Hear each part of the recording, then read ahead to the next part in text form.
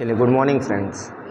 आज हम देखने वाले हैं 2023 में आए हुए प्रश्नों का संग्रह, है ना। क्या देखने वाले हैं? 2023 में आए हुए प्रश्नों का संग्रह खंड अ हम पहले कर चुके हैं। खंड ब मतलब 1 नंबर के क्वेश्चन आपके हो गए हैं, ठीक है। अब हम बात करेंगे कितने नंबर के प्रश्न, 2 अथवा 2 से अधिक नंबर के प्रश्न, खंड ब, है ना। तो यहाँ पर देखिए पहला प्रश्न आया हुआ था 2023 में, जिनके इस साल में आने की प्रोबेबिलिटी बहुत अधिक है ना।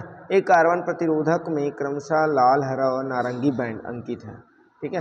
एक कार्बन प्रतिरोध है तो हमको इसका उचित प्रतिरोध बताना। तो ये देखिए कार्बन प्रतिरोध है। कार्बन प्रतिरोध में हमारे पास कितने रंग हैं? 3 रंग, लाल, हरा और नारंगी, ठीक है। इसका शॉर्ट फॉर्म में आपको बताया था, क्या बताया था? Bibi Roy of Great Britain has very good wife, ऐसे बताया था कि नहीं बताया था, है ना।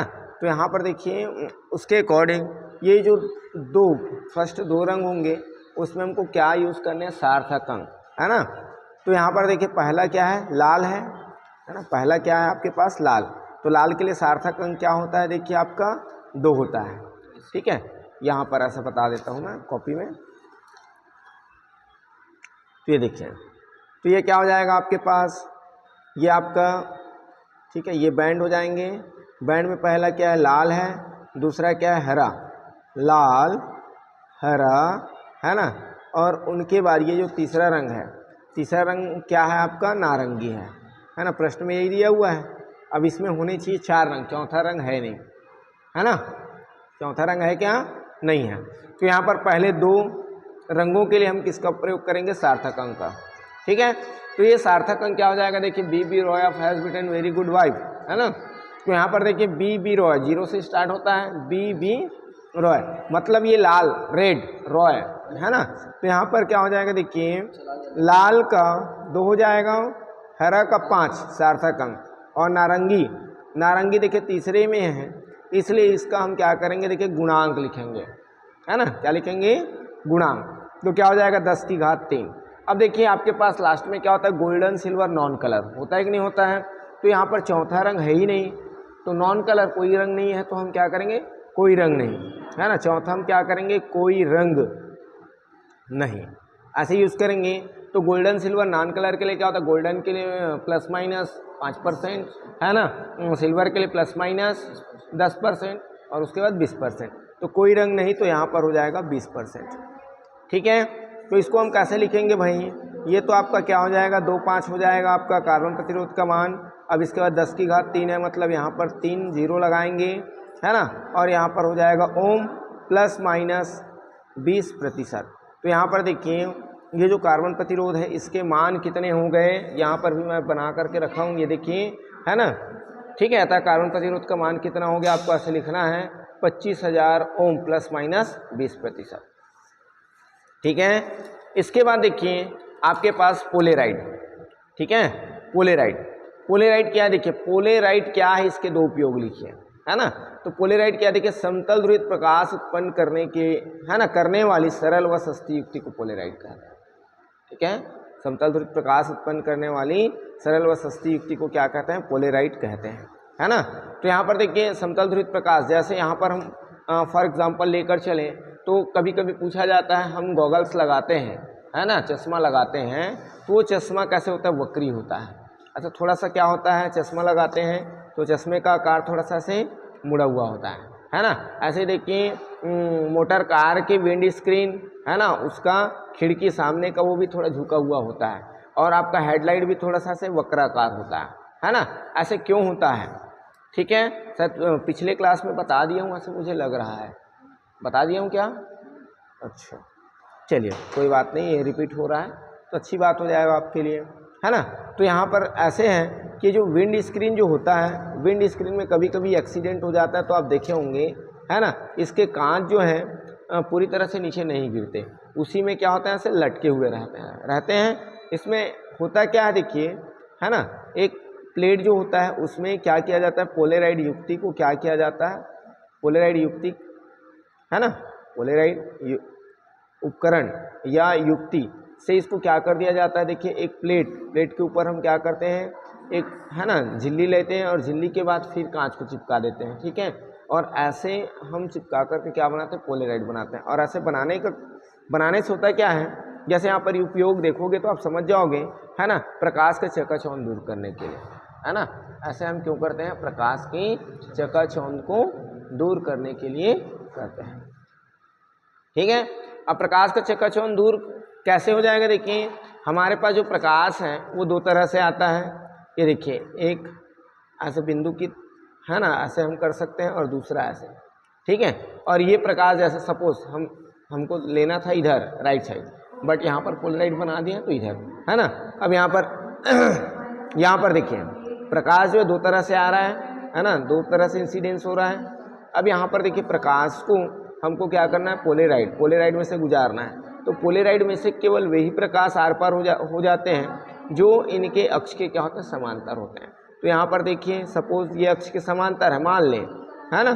तो देखिए केवल आधे प्रकाश ही क्या हो रहे हैं, आर पार हो रहे हैं। तो प्रकाश की मात्रा कम हो गया तो चकाचौंध होगा क्या, नहीं होगा। बातें आ रहा समझ में, है ना, ठीक है।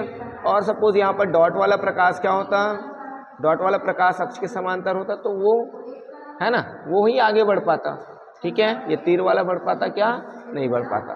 तो जो अक्ष के समांतर होगा, पोलेराइड के अक्ष के समांतर होगा, वही आगे बढ़ेगा, है ना। तो इसके उपयोग, ये मोस्ट IMP है, ये हर साल पूछा जा रहा है और इस साल आएगा ही आएगा, है ना। एक बात ध्यान रखना, मैं जिस क्वेश्चन को आएगा बोलता हूँ वही क्वेश्चन आता है, लेकिन आप लोग उसको पढ़ते नहीं, भूल जाते हो, ठीक है। तो यहाँ पर देखिए प्रकाश के चकाचौंध को दूर करने में, ठीक है। दूसरा, रात्रि के समय आमने सामने से दो वाहनों को सुरक्षित पार करने में। भाई दो वाहन रात्रि के समय क्या होता है, हेडलाइट जल रहा होता है और जल रहा होता है, मतलब क्या हो जाएगा, यहाँ भी वही है, प्रकाश के चकाचौंध को दूर करने के लिए, है ना।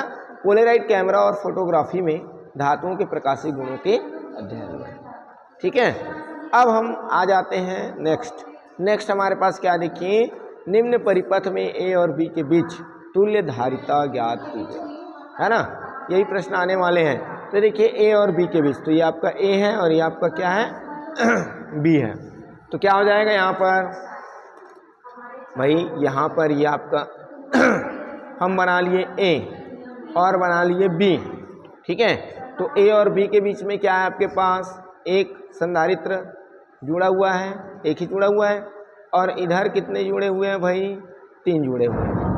ऐसे A और B के बीच में कितने जुड़े हुए हैं, 3। तो यहाँ पर क्या हो जाएगा, ये देखिए आपके पास ये जो आपका संधारित्र है ना, उनका परिणाम कितना है, 9 माइक्रोफैरड, ठीक है। कितना है, 9 माइक्रोफैरड। तो यहाँ पर क्या हो गया, ये आपका है ना, ऊपर वाला समांतर क्रम में हो गया नीचे वाले के साथ, क्योंकि इसके देखिए एक सिरे एक ही बिंदु से और दूसरे सिरे किसी दूसरे बिंदु से जुड़े हुए, बट नीचे वाला देखिए एक का दूसरा सिरा दूसरे के पहले सिरे से, दूसरे का दूसरा सिरा तीसरे के पहले से, तो ये श्रेणी क्रम में हो जाएगा। तो ये नीचे वाला जो है क्या हो जाएगा, श्रेणी क्रम, और नीचे वाले का जो परिणाम आएगा उसके साथ ऊपर वाला क्या है, समांतर क्रम में, ठीक है। अब हमको क्या करना है, इसको मान लेना है C1, C2, C3 और C4, ठीक है। तो ये देखिए C1 C2 क्या आपके पास श्रेणी क्रम में है, तो जब संधारित्रों को क्या करते हैं, श्रेणी क्रम में जोड़ते हैं, तो परिणामी धारिता का व्युत्क्रम प्रत्येक धारिताओं के व्युत्क्रमों के बीजीय योग के बराबर होता है। ये मैं पहले बता दिया हूँ आपको, ठीक है। अब मानों को यहाँ पर पुट करेंगे तो क्या हो जाएगा, 1/c डैश, यहाँ पर कुछ रखिए तो, है ना। तो क्या हो जाएगा, देखिए 1/9 + 1/9 + 1/9, तो 1/c dash is equals to क्या हो जाएगा, इसका हर समान है, सभी 9 में से है ना, तो उसको एक बार लिखेंगे और ऊपर एक धन एक, ठीक है। 1/c dash is equals to क्या हो जाएगा, ये आपका हो जाएगा 3/9, 3 1 जा 3 3 जा 9, 1/c dash is equals to 1/3 mean c dash is equals to क्या हो जाएगा, 3 माइक्रोफैरड। आगे बात समझ में। अब ये जो c डैश है, c डैश के साथ आपके पास ये C4 है समांतर क्रम में, है ना। तो समांतर क्रम में है तो यहाँ पर क्या हो जाएगा, परिणामी धारिता जो है प्रत्येक धारिताओं के बीजीय योग के बराबर होगा। तो परिणामी धारिता सपोज C है, तो इसको हम C डैश + C4 करेंगे, है ना, और C डैश का मान 3 माइक्रोफैरड आया, C4 का मान कितना था, 9 माइक्रोफैरड, ठीक है। तो इसको जोड़ देंगे तो कितना हो जाएगा, 9 3 12 माइक्रोफैरड। आया बात समझ में कि नहीं आया, आ गया, ठीक है। अब हमारा क्या है नेक्स्ट क्वेश्चन जो है, ये देखिए, ये प्रश्न आपके बुक में है नहीं और नहीं आंसर है, ठीक है, कुछ है, कुछ को हम बाहर से लिए है ना, और प्रश्न आया हुआ है तो हमको इसको करना ही पड़ेगा, ठीक है। तो यहाँ पर देखिए प्रश्न क्रमांक 9 जो है, ट्रांसड्यूसर और पुनरावर्तक है ना, पुनरावर्तक में दो अंतर। ट्रांसड्यूसर भी अलग जगह है और पुनरावर्तक भी है ना, रिपीटर जिसको हम कहते हैं, ठीक है। तो इसमें अंतर, दो अंतर है, मतलब 2 नंबर का है ना। तो यहाँ पर हम क्या करेंगे, देखिए ट्रांसड्यूसर, ट्रांसड्यूसर क्या है, देखिए ऊर्जा को एक रूप से दूसरे रूप में बदल देता है। ट्रांसड्यूसर का काम क्या होता है, ऊर्जा को बदलना, है ना। जैसे देखिए सेल, सेल का काम क्या होता है, रासायनिक ऊर्जा से विद्युत ऊर्जा में रूपांतरण, तो ऊर्जा को बदल रहा है, रासायनिक ऊर्जा का विद्युत ऊर्जा में। वैसे ही ट्रांसड्यूसर का भी काम होता है ऊर्जा को बदलने का, ठीक है। ट्रांसड्यूसर का काम क्या होता है, ऊर्जा को बदलने का। ऐसे देखिए पुनरावर्तक क्या है, यह विशिष्ट आवृत्ति पर एक संकेत प्राप्त करता है और उस संकेत को, है ना, उसके रेंज को बढ़ा देता है, उस संकेत के रेंज को क्या कर देता है, बढ़ा देता है। जैसे मैं आपको कोई संदेश दूं, है ना, और उस संदेश को क्या करूं, ठीक है, मैं बोलूं संदेश को, है ना, जैसे कुछ भी है, जैसे ये हमारा ये भी ले सकते हैं कि अभी हम, है ना, क्या पढ़ रहे हैं, 2023 में आने वाले प्रश्नों को पढ़ रहे हैं, है ना, ठीक है। तो मैं तो केवल आपको बताया हूँ, है ना, आप क्या कर सकते हो, आप अपने क्लास में जा कर के अपने मित्रों को बता सकते हो, अपने क्लास वाले को, है ना। तो क्या हो गया, वो बढ़ गया रेंज उनका, हो सकता है आपके मित्र फिर किसी और दूसरे को बता देंगे, तो वो जो है ना, वो क्या कहलाएगा, पुनरावर्तक कहलाएगा। आगे बात समझ में, है ना। देखिए यहाँ पर ट्रांसड्यूसर, ट्रांसड्यूसर का, ठीक है, जैसे देखिए माइक्रोफोन, माइक्रोफोन में क्या होता है, माइक्रोफोन में हम बोलते हैं हेलो हेलो हेलो, है ना। तो क्या होता है, वो इलेक्ट्रिकल फॉर्म में जाता है, कहाँ पर, एम्पलीफायर में, एम्पलीफायर में जाता है, फिर एम्पलीफायर से कहाँ पर जाता है, लाउड स्पीकर में जाता है, लाउड स्पीकर में जाकर फिर हमको क्या मिलता है, वो ध्वनि के रूप में ही प्राप्त होता है। हम आवाज़ लगाए तो क्या हो गया, वो क्या हो गया, विद्युत के रूप में क्या हो गया, वो, है ना, ठीक है, एम्पलीफायर में गया और एम्पलीफायर से वो कहाँ तक गया, लाउड स्पीकर में। आ गया समझ में। तो यहाँ पर देखिए माइक्रोफोन, है ना, electric motor, loud speaker, thermometer, ये सब किसके अंतर्गत आ जाएंगे, आपका ट्रांसड्यूसर के अंतर्गत आ जाएंगे, ठीक है। बट यहाँ पर देखिए पुनरावर्तक में क्या, देखिए इसका उपयोग एक बड़े घर में वाईफाई नेटवर्क, ठीक है, वाईफाई नेटवर्क, ठीक है, घर के विभिन्न क्षेत्रों में सिग्नल को रिले करने के लिए रिपीटर्स के रूप में किया जाता है। जैसे देखिए आप इसका उदाहरण आप ले सकते हैं, हॉटस्पॉट, हॉटस्पॉट को ले सकते हैं। भाई हम क्या करते हैं, है ना, 1000, 1200 का, 300 का, 500 का, 600 का क्या कर रहे हैं, हम क्या कर, रिचार्ज करा रहे हैं, और रिचार्ज कराने के बाद हमारे पास इतना समय नहीं है कि उसका हम सही ढंग से उपयोग कर सकें, है ना। तो हम करते क्या है, हमारे घर में बहुत सारे क्या है, मोबाइल है, आजकल एक ही मोबाइल से हम संतुष्ट नहीं है, तो एवरी पर्सन है ना, तो जितने पर्सन है उतने मोबाइल। तो हम क्या करते हैं, भैया आप इनका हॉटस्पॉट दे करके क्या कर देते हो, चलाते रहते हो नहीं, तो हम ऐसे फॉर एग्जांपल लेकर चल सकते हैं। आगे बात समझ में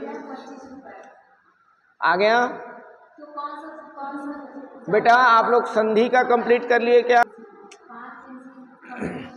चलिए बेटा अगला क्वेश्चन क्या है आपके पास, विभव मापी में तांबे के तार का उपयोग नहीं किया जाता, क्यों, तांबे का, है ना, तो क्यों नहीं करते, देखिए तांबे के प्रतिरोध का तापमान गुणांक अधिक होने के कारण, ठीक है, क्या हो जाएगा, इसकी प्रतिरोधकता कम हो जाएगी, प्रतिरोधकता क्या हो जाएगा, कम हो जाएगा, इसलिए विभव मापी में इसका उपयोग नहीं करते, इसका मतलब तांबे के तार का उपयोग नहीं करते, है ना, प्रतिरोध गुणांक कम हो जाएगा, ठीक है। इसके बाद नेक्स्ट क्वेश्चन हमारा क्या है, व्हीट स्टोन, है ना।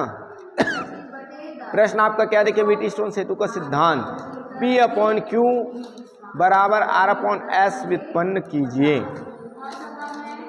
ये भी मैं बता दिया हूँ, बट यहाँ पर देखिए आपका क्वेश्चन पेपर में आया हुआ है, इसलिए एक बार मैं आपको पुनः बता रहा हूँ, ठीक है।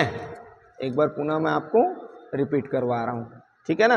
तो यहाँ पर क्या है, मैं क्या बताया था, पिछले में भी बता दिया था कि यदि सेतु संतुलन में हो तब क्या होता है, किसी चतुर्भुज के दो संलग्न भुजाओं में उपस्थित प्रतिरोधों का अनुपात शेष दो संलग्न भुजाओं में उपस्थित प्रतिरोधों के अनुपात के क्या होता है, बराबर होता है। अच्छा हाँ, लिखने वाले लिख सकते हैं, एक बार दिखा देते हैं ऐसे, ठीक है, ये ठीक है, देख लेंगे। अब हम यहाँ पर क्या करेंगे, देखिए प्रतिरोध का यूज़ कर रहे हैं, है ना। ये देखिए आपके पास क्या है, सपोज ये परस आ रहा हूँ, बोला क्या, ये देखिए ये आपका 4 प्रतिरोध हैं, हम यहाँ पर लेके चलते हैं A B C और D, ठीक है ना। 4 प्रतिरोध है और 4 प्रतिरोधों को हम क्या प्रतिरोध है वही P Q R और S 4 प्रतिरोध है ना। और 4 प्रतिरोधों को हमको लाना क्या है, P बटा Q बराबर R बटा S, R बटा S ये लाने हैं, ठीक है। तो हमको करने क्या है, देखिए ये देखिए 4 प्रतिरोधों को हम चतुर्भुज के 4 भुजाओं में क्या कर दिए हैं, समंजित कर दिए हैं, है ना। अब एक प्रतिरोध एक विकर्ण में हम क्या करेंगे, गैल्वेनोमीटर जोड़ देंगे और दूसरे, है ना, और उसके साथ कुंजी K2 जोड़ देंगे, ठीक है। और दूसरे विकर्ण के साथ हम क्या कर देंगे, देखिए विद्युत वाहक बल, चलिए यहाँ पर विद्युत वाहक बल, है ना, और क्या जोड़ देंगे, कुंजी K1 जोड़ देंगे, K1, ये माइनस हो गया प्लस हो गया। अब जैसे कुंजी K के प्लग को लगाएंगे, देखिए यहाँ पर हमको इसको ऐसा समंजित करना है ना, हमको इसको ऐसा समंजित करना है कि इसके धारा मापी में कोई विक्षेप ना हो, अर्थात सेतु संतुलन की स्थिति में हो, तभी आपका क्या हो जाएगा, ये देखिए चतुर्भुज के दो संलग्न भुजाओं में उपस्थित प्रतिरोधों का अनुपात शेष दो भुजाओं में उपस्थित प्रतिरोधों के अनुपात के बराबर होगा, ठीक है। अब हमको करना क्या है, कुंजी K के प्लग को जैसे ही लगाते हैं तो इसमें क्या होने लगता है, धारा I प्रवाहित होने लगता है। बट आपके पास देखिए बिंदु A पर आपके पास देखिए इस धारा के मार्ग में 2 रास्ते हैं। तो सपोज मान लेते हैं कि I1 धारा A to B प्रवाहित हो रहा है और I2 धारा, है ना, A to D प्रवाहित हो रहा है, ठीक है। और जैसे ही देखिए I1 धारा बिंदु B पर पहुंचता है तो फिर इसके मार्ग में फिर कितने रास्ते आ जाते हैं, 2 रास्ते आ जाते हैं, है ना। एक ये देखिए Q वाला और ये G वाला। तो यहाँ पर बोल देते हैं कि I2 ले लें और I3 भी ले सकते हो, कोई दिक्कत है नहीं उसमें। I1 और I2 ले लिए हैं क्या, चलिए इसको हम I3 ले लेते हैं, क्या ले लेते हैं, I3। जैसे आप बनाओगे वैसे बनेगा, मैं इसमें नोट्स में 2 बनाया हूँ, तो चलिए इसको 2 ले लेते हैं नोट्स में, क्योंकि नोट्स हम दिखा रहे हैं, है ना। इसको 3 ले लेते हैं, ठीक है ना। जैसे आप बनाओगे वैसे ही आपका कैलकुलेशन आएगा, इसको I3 लेना है, इसको I2 लेना है, ऐसे आप नहीं सोचेंगे, ठीक है ना। आप यहाँ पर I3 ले रहे हो तो I3 के अकॉर्डिंग आपका क्या हो जाएगा, कैलकुलेशन आएगा। I2 ले रहे हैं तो I2 के अकॉर्डिंग आएगा, ठीक है। अब ये जो आपका क्या है, ये गैल्वेनोमीटर में जो धारा प्रवाहित हो रहा है उसको IG ले लेते हैं, फिर IG और I3 इधर जा करके I4 हो जाएगा, फिर सभी धारा इधर आ करके I हो जाएंगे, ठीक है। अब हम बिंदु B पर बात करेंगे। तो बिंदु B पर किरचॉफ के प्रथम नियम से, किरचॉफ का प्रथम नियम जिसको हम संधि का नियम कहते हैं, किसी भी संधि पर मिलने वाली, है ना, किसी भी संधि पर मिलने वाली कुल धाराओं का बीजीय योग क्या होता है, 0 होता है बिंदु B पर। किसके नियम से, किरचॉफ के प्रथम नियम से, ठीक है। किसके नियम से, किरचॉफ के प्रथम नियम से। तो ये देखिए क्या हो रहा है, देखिए I1 अंदर आ रहा है, I1 क्या हो रहा है, अंदर आ रहा है, I2 कहाँ जा रहा है, बाहर जा रहा है, और IG भी बाहर जा रहा है। तो बाहर जाने वाले धारा को हम ऋणात्मक लेते हैं, है ना, और अंदर आने वाले धारा को धनात्मक लेते हैं, ठीक है। अब यहाँ पर देखिए क्या हो जाएगा, ये आपका I1 माइनस I2 ऐसे हो जाएगा। क्यों हो जाएगा भाई, क्योंकि हमारे पास क्या है, IG का मान 0 होगा। क्यों 0 होगा, क्योंकि संतुलन अवस्था में गैल्वेनोमीटर से किसी प्रकार कोई धारा प्रवाहित नहीं होता है। तो यहाँ पर I1 बराबर आ जाएगा I2, है ना। इसी प्रकार हम क्या करेंगे, देखिए बिंदु D पर, किस पर बात करेंगे, बिंदु D पर। तो देखिए बिंदु D पर कौन सी धारा आ रहा है, देखिए I3 धारा आ रहा है, IG धारा आ रहा है और आपका I4 धारा बाहर जा रहा है। मतलब क्या क्या हो जाएगा, देखिए I3 plus IG minus I4 ऐसे हो जाएगा। संधि में आने वाली धारा को धनात्मक, संधि से बाहर जाने वाली धारा ऋणात्मक, ठीक है, बराबर 0। तो ये आपका क्या हो जाएगा, देखिए I3 प्लस IG बराबर I4 को ट्रांसफ़र कर दिए, है ना। तो यहाँ पर I3 बराबर क्या हो जाएगा, I4। क्यों I4 हो जाएगा, क्योंकि IG का मान आपका 0 है। IG का मान क्या है, 0। इसको हम समीकरण 1 दे देते हैं, इसको हम समीकरण नंबर 2 दे देते हैं। ठीक है। अब आपके पास एक बंद परिपथ बन रहा है। देखिए एक बंद परिपथ क्या बन रहा है भाई, ये देखिए ABDA, ठीक है, बंद जाल।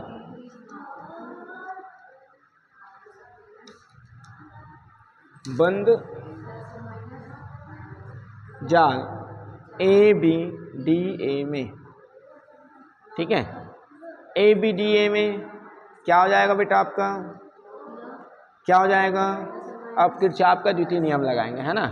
तो किरचॉफ का द्वितीय नियम क्या कहता है, किसी बंद परिपथ में प्रवाहित होने वाली विद्युत धारा और उसके संगत प्रतिरोधों के गुणनफलों का बीजीय योग क्या होता है उसमें, है ना, उसमें उपस्थित विद्युत वाहक बल के बीजीय योग के बराबर होता है। तो इसमें कोई धारा विद्युत वाहक बल तो है नहीं, तो आपका देखिए I1P A से B जा रहे हैं, है ना। फिर क्या देखिए प्लस IG G, क्योंकि यहाँ पर देखिए धारामापी का प्रतिरोध हम बोल देते हैं क्या है आपके पास, G है। फिर यहाँ पर क्या हो जाएगा, देखिए I3R, बट यहाँ पर देखिए हम क्या किए हैं, A to B गए, धारा भी वैसे प्रवाहित हो रहा है, B to D गए, धारा भी वैसे प्रवाहित हो रहा है। अब D to A जा रहे हैं, तो धारा वैसे प्रवाहित हो रहा है क्या, नहीं, अपोजिट, है ना। तो यहाँ पर हम लगा देंगे माइनस, क्या लगा देंगे, माइनस I3 क्या हो जाएगा, R बराबर 0। तो IG का मान ये वाला पोर्शन 0 हो जाएगा। तो ये आपका I1P minus I3R is equals to 0, then I1P is equals to क्या हो जाएगा, I3R। समीकरण नंबर हो जाएगा 3। बातें आया समझ में कि नहीं आया, आ गया ना। अब अगला क्या है, देखिए आपके पास एक बंद जाल बन रहा है, देखिए BCDB, बंद जाल BCDB में, ठीक है। तो BCDB में क्या हो जाएगा, देखिए I2Q, फिर यहाँ पर देखिए माइनस में आ जाएगा I4S, और फिर ये भी माइनस में आ जाएगा, अपोजिट डायरेक्शन में है। तो ये देखिए हम जा रहे हैं D2 और धारा प्रवाहित हो रहा है उल्टा, है ना। तो IG बराबर 0। अब क्या हो जाएगा, देखिए ये वाला पोर्शन फिर 0 हो जाएगा क्योंकि संतुलन अवस्था में है। तो I2Q बराबर हो जाएगा I4S। समीकरण नंबर हो जाएगा कितना, 4। अब क्या करें, इसको भाग दे देते हैं, समीकरण 3 भागित समीकरण किससे, 4 से, ठीक है। तो क्या हो जाएगा भाई, ये समीकरण 3 भागित समीकरण 4 से, तो ये आपका हो जाएगा I1P बटा I2Q बराबर I3R बटा I4S।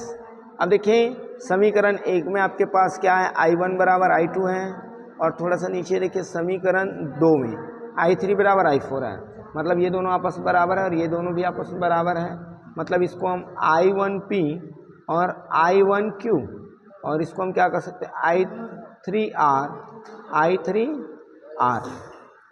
I3S, ये कट जाएगा तो आपका आ जाएगा P बटा Q बराबर R बटा S। यही हमको क्या करना था, लाना था, ठीक है। आया बात समझ में। चलिए इसको मैं आपको अच्छे से दिखा देता हूँ। ये देखिए, किसी को नोट करना रहे तो वो नोट कर सकते हैं, ये पूरा नोट्स है, ठीक है, यस, ये पूरा नोट्स है, अच्छे से, है ना, अच्छे से बना हुआ है।